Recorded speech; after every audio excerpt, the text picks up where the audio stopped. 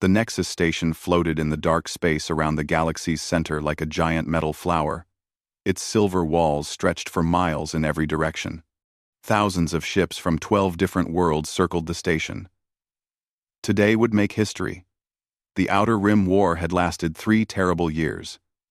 Now the galaxy's greatest leaders had come to make peace. Ambassador Min-Jun Park walked through the station's main hall.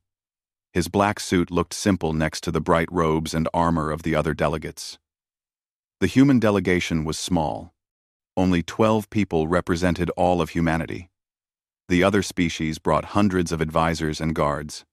The main conference room was huge. A circular table sat in the center, made from crystal that glowed with soft blue light. Delegates from 12 species took their seats. The air smelled of different atmospheres mixing together. Some delegates wore breathing masks. Others had mechanical devices to help them speak. High Chancellor Zethkar of the Draknari took the largest seat. His reptilian head rose 8 feet above the table. Golden scales covered his neck and arms. When he spoke, his voice was deep and cold. "We gather today to end the destruction," Zethkar said. "Too much blood has been spilled. Too many worlds have burned." Counselor Veltar spoke next. The insectoid creature's 4 arms moved as it talked. Its compound eyes reflected the room's lights. "The Hive agrees. Peace serves all species better than war." Other delegates nodded. The bird-like Athrani fluffed their colorful feathers. The aquatic Mertai made clicking sounds through their water suits. Everyone wanted the fighting to stop. Min-Jun stood when his turn came. "Humanity offers these terms for peace," he said. His voice was calm but firm. "First, all species stop fighting immediately. Second, we establish clear borders for each civilization. Third, we create fair trade agreements that help everyone." The room fell silent. Then quiet laughter started from several delegates. "How simple," Zethkar said with a smile that showed sharp teeth. "Humans think in such basic ways." Veltar's mandibles clicked together.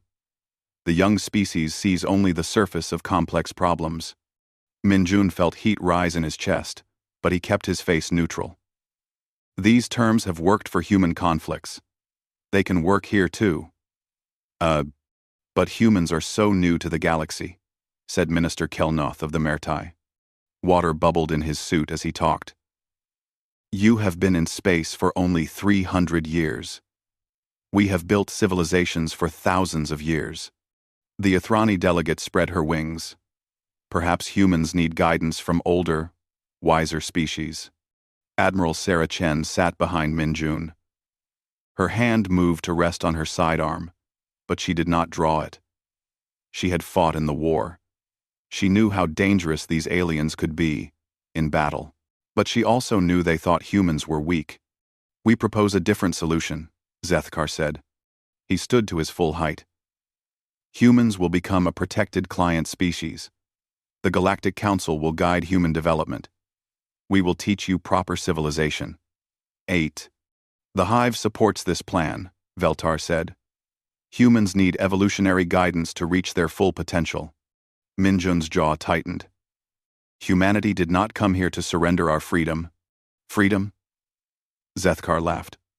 The sound was like rocks falling. "Children do not understand freedom. They must be taught by adults." Other delegates began talking among themselves. They spoke in different languages, but Min-Jun understood the meaning. They all agreed. Humans were too young, too primitive, too simple to be equals. The bird-like Athrani delegate smoothed her feathers. "The Athrani Collective agrees with the Chancellor. Humans show promise, but they need proper guidance." "Motion to vote," announced the session leader, a tall gray being from the Zentari Republic.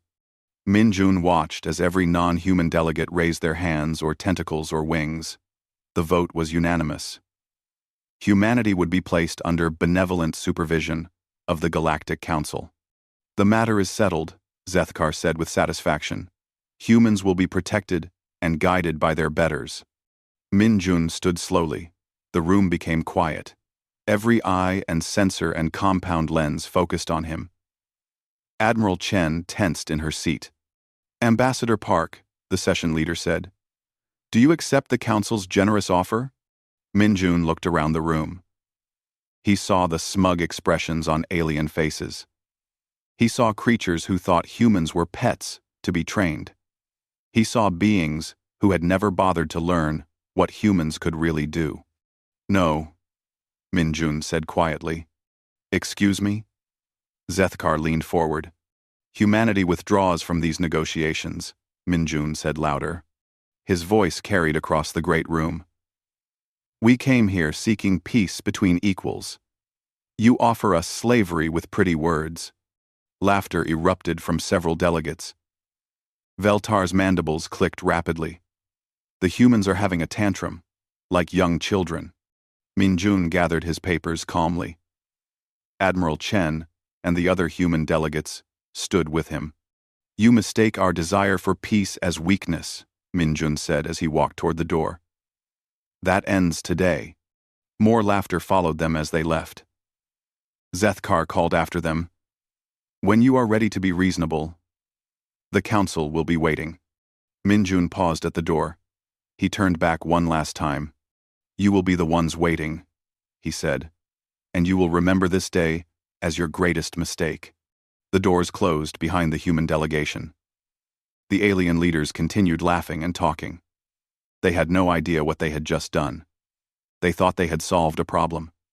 Instead, they had created their worst nightmare. The war was about to begin again, but this time, it would be very different. The shuttle carrying Minjun Park landed on Earth 3 days after he walked out of the peace talks. Rain fell on the landing pad at Global Defense Council headquarters in Geneva. The sky was gray and heavy, matching his mood. Director Elena Kozlov waited for him in the main briefing room. Her silver hair was pulled back tightly. Deep lines around her eyes showed the stress of the past 3 years. She had run Earth's defense during the worst fighting. "How bad was it?" she asked as Minjun entered. "Worse than we expected," Minjun said. He set his bag down heavily. "They never intended to treat us as equals. The whole thing was a trap to make us accept their control." General Marcus Thompson looked up from his tablet. The old soldier's face was grim. "So, we proceed with Project Exodus?" "We have no choice," Minjun said. "They made it clear. Submit or be crushed." Dr. Kim Sato spoke from her seat at the far end of the table. "The intelligence network confirms what Minjun experienced. Our people at the talks gathered everything they could." She activated the holographic display in the center of the room. Images of alien star charts appeared in the air. Red lines showed planned invasion routes into human space. "They were already dividing our territories," Kim said. "The Draknari wanted our mining worlds. The Mertai planned to take our water planets. They saw the peace talks as a formality." Elena's hands clenched into fists. "How long have we been preparing for this?" 8 months, Thompson said. "Ever since our spies learned about their real plans." The display changed to show human colonies across the galaxy. Green dots marked friendly systems. Red dots showed alien-controlled space. But there were many more green dots than the aliens knew about. "Project Exodus is ready," Thompson continued. "Every human colony has been secretly reinforced. Our people have been building hidden defenses and stockpiling supplies." Captain Li Da-un entered the room. Her special operations uniform was clean, but her face showed she had been working without sleep. "The withdrawal has begun, Director. All human merchant ships have left alien ports. Our mining operations are shutting down external sales." "How are the aliens reacting?" Minjun asked. Da-un smiled grimly. "They think we're having a children's tantrum. High Chancellor Zethkar sent a message saying we would come crawling back within a week." Elena stood and walked to the large window overlooking Lake Geneva. The water was dark under the cloudy sky. "Do they understand what they've lost?" Kim activated new data on the display. Charts showed galactic trade routes and resource flows.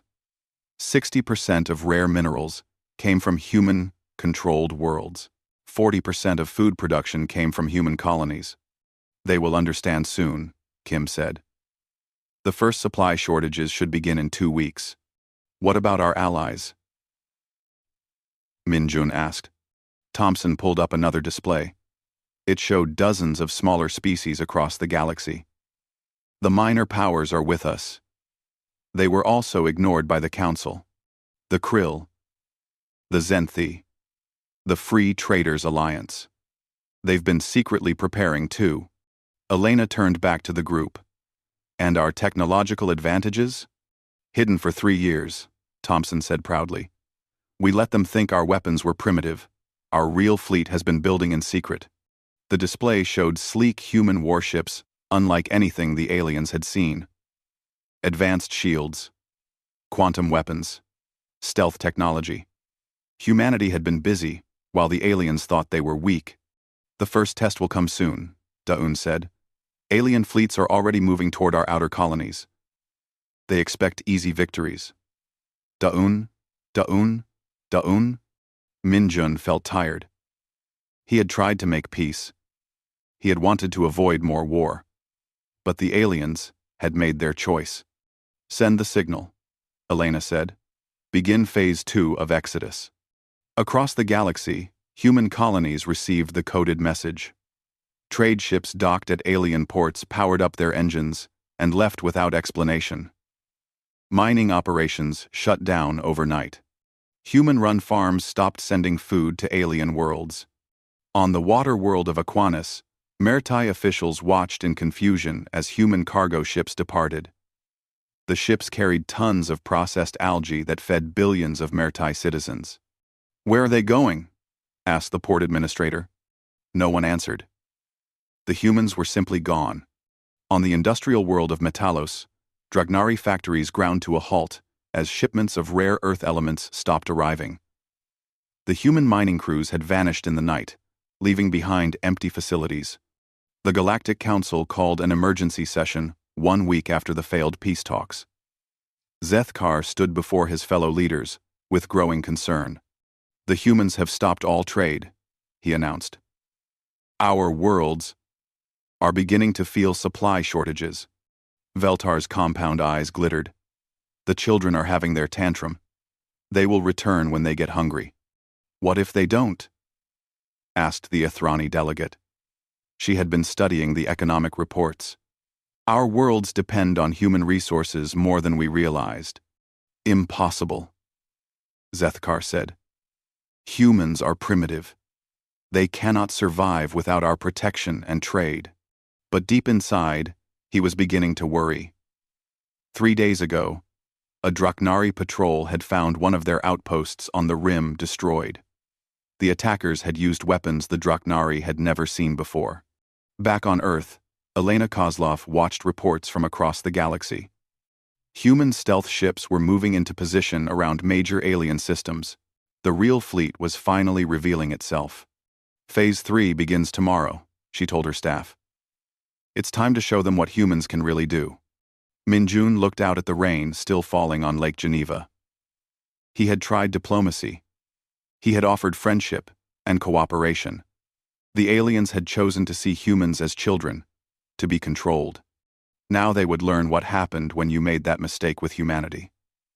The lesson would be painful, but it would be remembered for a very long time. Trade Minister Kelnoth of the Mertai stood in his office overlooking the capital city of New Coral.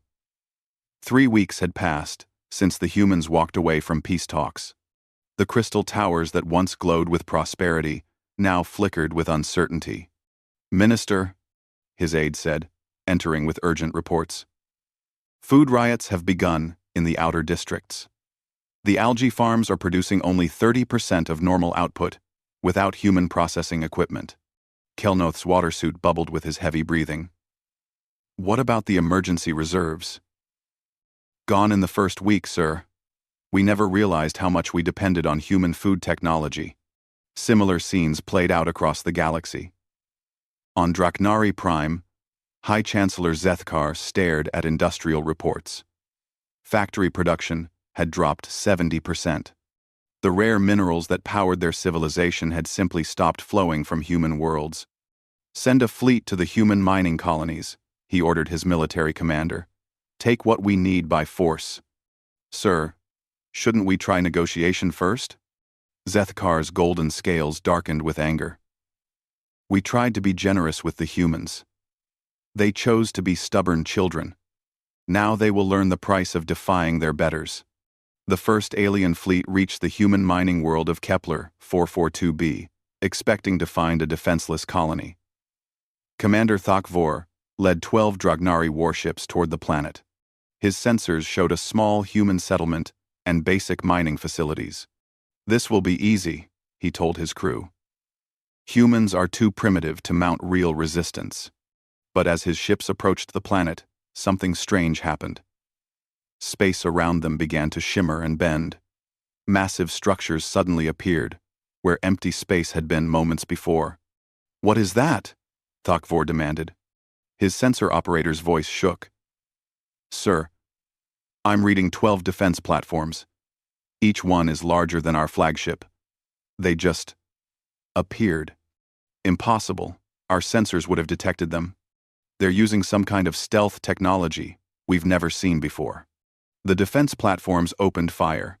Beams of bright energy lanced through space toward the Dragnari fleet. But these were not the simple laser weapons the aliens expected from humans. These beams passed straight through Dragnari shields as if they were not there. "Shields down to 60%, the tactical officer shouted. "How are their weapons getting through?" Thakvor watched in horror as 2 of his ships exploded under the strange human weapons. "All ships, return fire." The Dragnari fleet unleashed everything they had. Plasma cannons and particle beams filled space with deadly energy. But the human platforms seemed untouchable. The alien weapons simply passed through them like they were ghosts. "Sir, the humans are using phase-shifting technology," the science officer reported. "They can make their structures exist partially outside normal space. Our weapons can't hit them, but theirs can hit us." More Dragnari ships died under the relentless human fire. Thakvor realized with growing terror that his entire fleet was doomed. "Retreat," he ordered. "All ships withdraw immediately." Only 3 ships escaped the massacre. Thakvor's proud fleet had been destroyed by technology he did not understand. Worse, he had never even seen the humans who killed his people. Back on Dragnari Prime, Zethkar received the battle report with growing disbelief. "The survivors described impossible weapons, Chancellor. Technology that defies our understanding of physics." Zethkar's claws scraped against his throne. But similar defeats were happening across the galaxy. Mertai fleets found human water worlds protected by massive underwater fortresses that could not be detected or damaged. A Thrani air superiority meant nothing against human fighters that could phase in and out of reality. Commander Zara Okafor led a human strike team against a Dragnari supply depot. Her soldiers wore armor that bent light around them, making them nearly invisible. Their weapons fired quantum bullets that could penetrate any known protection. "Remember," she told her team as they approached the depot, "we're not here to kill everyone. We're here to send a message." The Dragnari guards never saw them coming. One moment the depot was secure. The next, every weapon and supply crate had been destroyed. Security footage showed only flickering shadows moving through the facility. The human team left behind a simple message painted on the depot walls. "You chose this path." Across the galaxy, human forces struck with precision and overwhelming technological superiority. They avoided civilian targets but destroyed military assets with ease. Every attack demonstrated capabilities the aliens had never imagined. Dr. Kim Sato monitored the campaign from Earth. Reports flooded in from intelligence networks across alien space. "Economic collapse is accelerating. 1. Dr. Space," she told Director Kozlov. "The Mertai are facing starvation. Dragnari industry has ground to a halt." "What about civilian casualties?" Elena asked. "Minimal. Our forces are targeting only military and infrastructure targets. But the psychological impact is enormous. They're terrified. On the insectoid world of Velcanus, Counselor Veltar watched feeds of human military actions. The hive's collective consciousness buzzed with confusion and fear. How had the primitive humans developed such advanced technology? Analysis indicates human technology is approximately 50 years ahead of our most advanced systems, reported the hive's military coordinator. They have been hiding their true capabilities. Veltar's mandibles clicked rapidly. For how long? Unknown. Possibly since their first contact with galactic civilization. The realization hit the hive like a physical blow. For 3 years, they had been fighting humans they thought were technologically inferior. In reality, the humans had been holding back, fighting with deliberately primitive weapons to hide their true strength. Emergency sessions of the Galactic Council became daily events. Representatives from major species gathered to discuss the growing crisis. Food shortages led to riots on dozens of worlds. Industrial collapse threatened the foundation of galactic civilization. We must reconsider our position, suggested the Athrani delegate. Her colorful feathers were dull with stress. Never, Zethkar roared. We will not bow to primitive upstarts. But even as he spoke, reports arrived of more human victories. A Dragnari fortress world had surrendered after human ships appeared in orbit. No shots were fired. The garrison simply gave up when they saw the impossible technology. In the shadows of galactic space, minor species watched the great powers suffer. The Krill, oppressed by the Dragnari for centuries, saw an opportunity. The free traders, bullied by the Mertai, began to hope. Captain Li Daun stood on the bridge of the human battleship, indomitable, as it approached the Krill homeworld. The reptilian species had sent a secret message asking for human protection. Sir, her communications officer reported, we're receiving a broadcast from the Krill government. They're formally requesting alliance with humanity. Daun smiled. Send them our terms. Full equality, mutual defense, and shared technology development. It was everything the Galactic Council had refused to offer. Now the minor species were flocking to humanity's banner, seeking the respect and partnership the major powers had denied them. High Chancellor Zethkar sat alone in his throne room, studying casualty reports and economic data. His advisors had stopped bringing him good news because there was none to bring. Perhaps, his chief advisor said carefully, it is time to consider reopening negotiations with the humans. Zethkar's claws dug deep gouges in his throne's armrests. The proud Draknari leader was learning what it meant to underestimate humanity. The lesson was more painful than he had ever imagined. The invitation arrived at Earth's Global Defense Council exactly 6 weeks after humanity had walked away from peace talks. The message was formal and polite, but Min Jun Park could read the desperation between the lines. The Galactic Council respectfully requests humanity's return to negotiations, he read aloud to the assembled directors. They promise to consider our concerns with greater attention. General Thompson snorted. Greater attention. They're starving and facing economic collapse, and they offer us greater attention. Director Kozlov studied the message on her tablet. What are our conditions for returning? Full equality at the negotiating table, Min Jun said. No more client species nonsense. They treat us as equals, or we don't talk. And our military position? Admiral Chen asked. Stronger every day, Thompson replied. He activated the tactical display. Green markers showed human-controlled space had expanded significantly. 17 minor species have joined our alliance.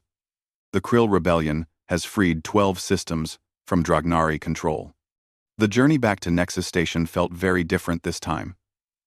Min Jun led a larger human delegation aboard the newest human diplomatic vessel, the Harmony.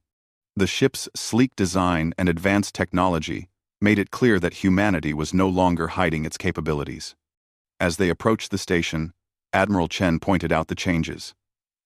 Look at the dock assignments. The Harmony was directed to the primary diplomatic berth, the same spot usually reserved for the Draknari flagship. Other alien vessels clustered in secondary positions, like supplicants waiting for an audience.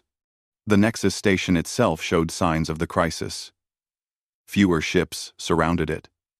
Many trade vessels had been converted to emergency supply carriers. The bustling commerce that once defined the station had withered without human participation. High Chancellor Zethkar waited in the main conference room, but his proud bearing was gone. The Draknari leader looked tired. His golden scales had lost their luster. Standing beside him, Councillor Veltar's compound eyes showed signs of stress patterns humans had learned to recognize. Ambassador Park, Zethkar said as the humans entered. Thank you for returning. Minjun took his seat at the negotiating table. This time, the human delegation occupied the largest section. Representatives from allied species filled additional chairs. The minor powers that had joined humanity's cause now had voices at the galactic table. Let us discuss terms, Minjun said without preamble. The change in dynamics was immediate and stark. Where before alien delegates had dismissed human proposals, now they listened carefully to every word. Where before they had lectured humanity about proper civilization, now they waited for human approval of their own suggestions. The Draknari Republic wishes to establish fair borders with human space, Zethkar said carefully. We are prepared to recognize human sovereignty over all currently held territories. Including the Kepler mining worlds you tried to seize by force? Admiral Chen asked. Zethkar's jaw clenched, but he nodded. Including those systems. Veltar spoke for the Hive. The collective offers technology-sharing agreements. Our biological sciences could complement human innovations. On equal terms? Minjun asked. On equal terms. Veltar confirmed. Its mandibles clicking with what humans had learned was embarrassment. The negotiations continued for hours. Each major species offered concessions that would have been unthinkable 6 weeks earlier. Trade agreements, territory exchanges, mutual defense pacts, all presented as partnerships between equals. But Minjun was not satisfied with mere words. These offers sound generous, he said. But trust must be earned through actions. What actions do you require? Asked the Mertai representative. First, immediate release of all political prisoners from minor species. Second, reparations to worlds damaged during your expansion wars. Third, formal apologies to the species you have oppressed. The alien delegates shifted uncomfortably. These demands went beyond simple peace treaties. They required admission of wrongdoing and fundamental changes to galactic power structures. The Athrani Collective finds these terms difficult, said their representative. Admiral Chen leaned forward. More difficult than economic collapse? More difficult than military defeat? During the break between sessions, Minjun walked through the station's observation deck. Earth hung in space beyond the windows. Blue and white and beautiful. Captain Daun joined him, carrying a tactical report. How goes the war? He asked. The Krill have liberated their entire home sector, she reported. Draknari forces are in full retreat. The Free Traders Alliance has established 3 new independent systems. Casualties? Light on our side. Heavy for anyone who tries to fight our new technology. Daun smiled grimly. The phase shift fighters are particularly effective. Alien pilots can't target what they can't understand. When negotiations resumed, news arrived that changed everything.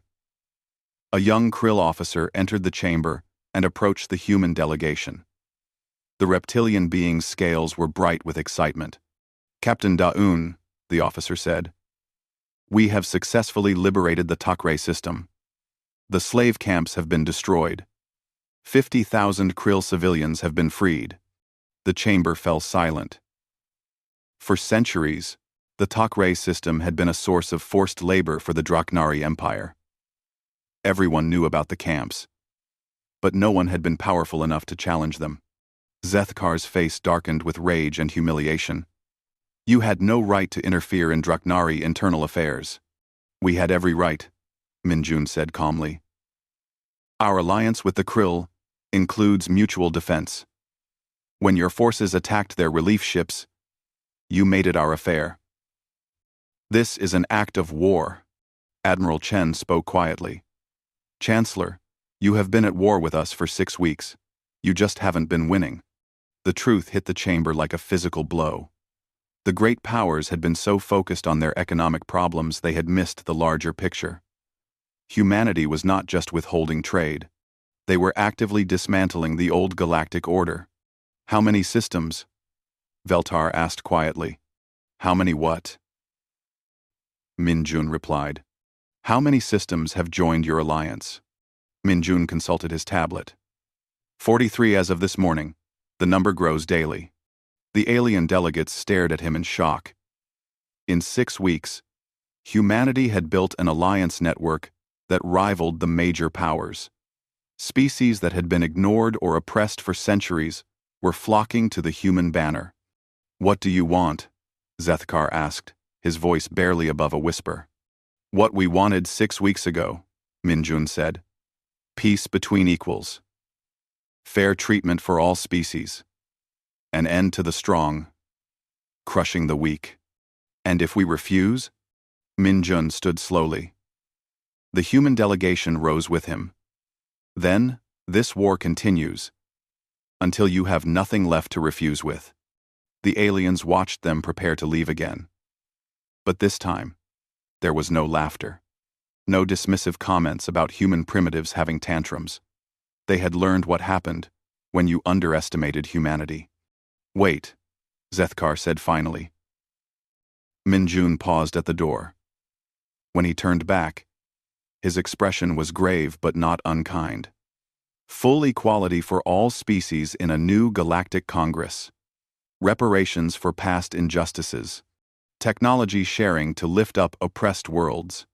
And humans in leadership positions to ensure these principles are maintained. You want us to surrender control of the galaxy to you, the Athrani delegate said. No, Minjun replied. We want you to surrender the idea that anyone should control it. The galaxy belongs to all of us.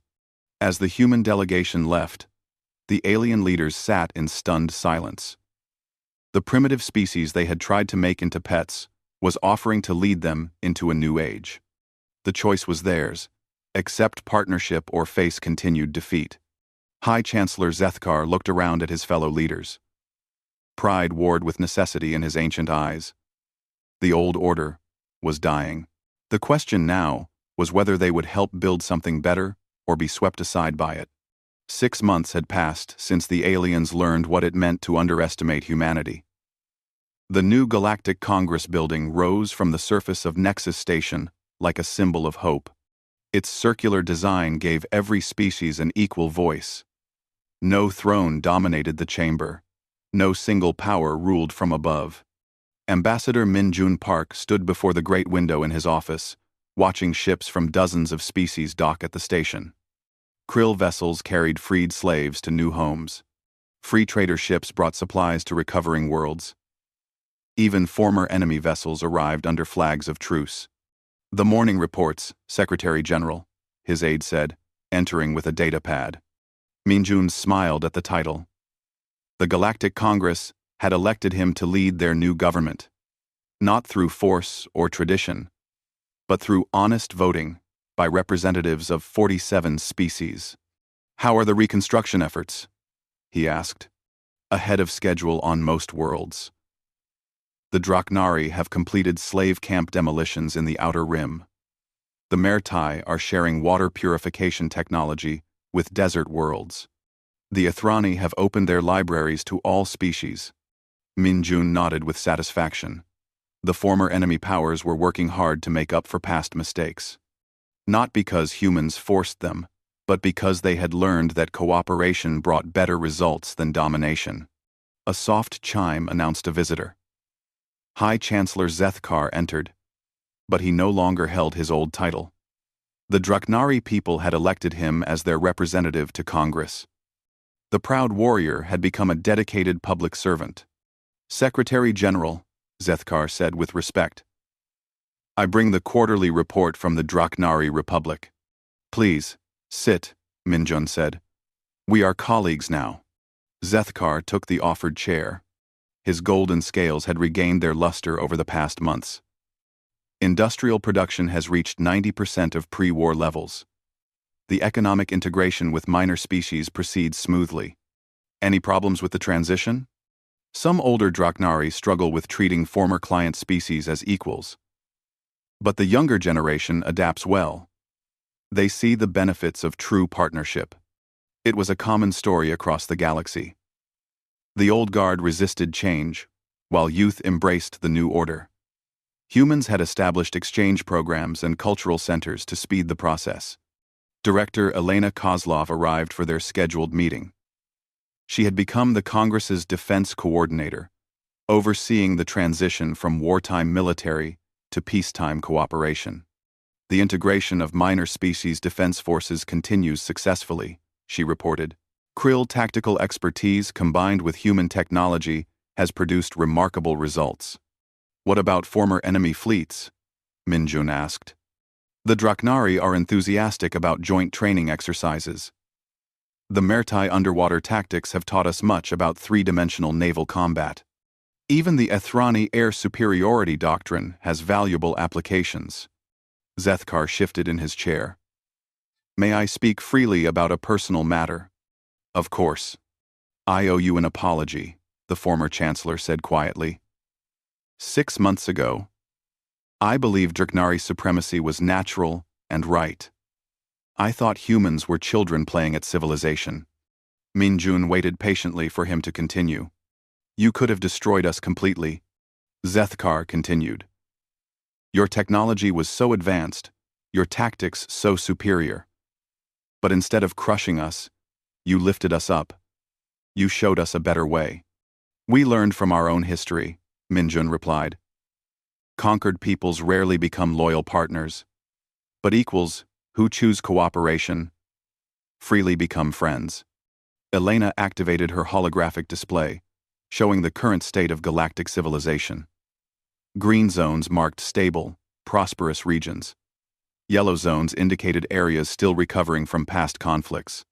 Red zones showed trouble spots requiring attention. The results speak for themselves, she said. Average living standards are up 30% across all species. Technological development has accelerated as knowledge is shared freely. Even former enemy worlds report increased happiness and stability. The door chimed again. Counselor Veltar entered, representing the reformed Hive Collective. The insectoid species had struggled most with change, but their collective consciousness had eventually accepted the benefits of diversity. Secretary General, Veltar said, the Hive wishes to propose a new project. What do you have in mind? Educational exchange with the Zenthi colonies. Their artistic traditions could enrich our culture. Our biological sciences could help them improve agriculture. It was exactly the kind of voluntary cooperation that made the new system work. Species helping each other not from obligation, but from mutual benefit and growing friendship. Captain Daun arrived with the day's security briefing.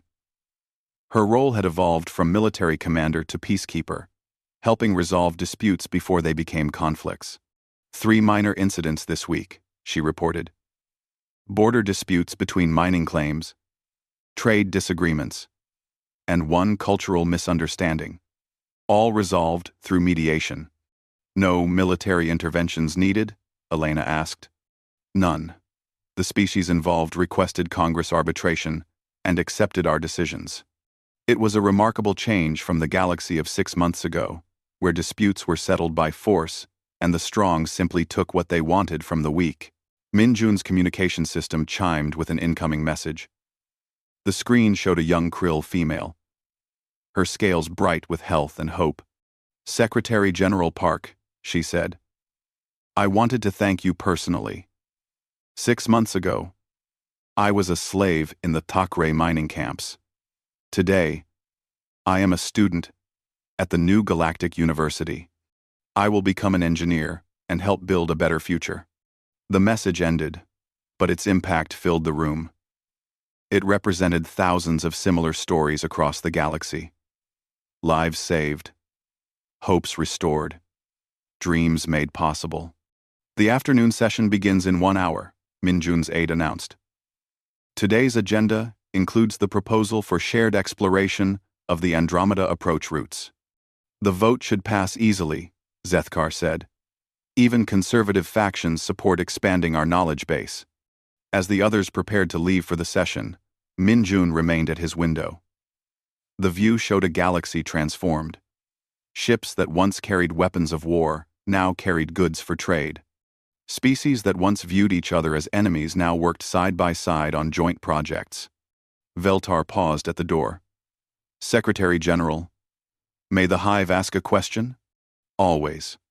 How did humans know this would work? How did you see what we could not? Minjun considered the question carefully. Perhaps because we were the ones being underestimated. We understood what it felt like to be dismissed and ignored. We decided to treat others the way we wished to be treated. A simple philosophy with profound results, Veltar observed. The congressional session that afternoon approved 17 new cooperation agreements, established 3 joint research projects, and welcomed 2 more species into the growing alliance. Representatives who had once plotted against each other now worked together on shared challenges. As the day ended, Minjun returned to his quarters aboard the station. A hologram from Earth showed his family, proud of his work, but eager for his eventual return home. He looked forward to that day, when the new galactic order would be stable enough to run itself. Before sleep, he recorded a message for the Congressional Archive. Future generations would need to understand how this transformation had happened. Today marks 6 months since the Galactic Congress began operations, he said to the camera. We learned that peace was never impossible. It required only that we offer it with respect, accept it with humility, and defend it with wisdom. He paused, thinking of the aliens who had once dismissed humanity as primitive children. The greatest civilizations are not built on conquest or domination. They are built on the simple recognition that every species, every individual, has value. When we began to see each other as partners rather than rivals, everything changed. The recording ended. Outside his window, the lights of a dozen different species' ships created a constellation of hope in the darkness. Tomorrow would bring new challenges, but they would face them together. The galaxy had finally learned what humans had always known. That strength came not from standing above others, but from lifting them up to stand beside you.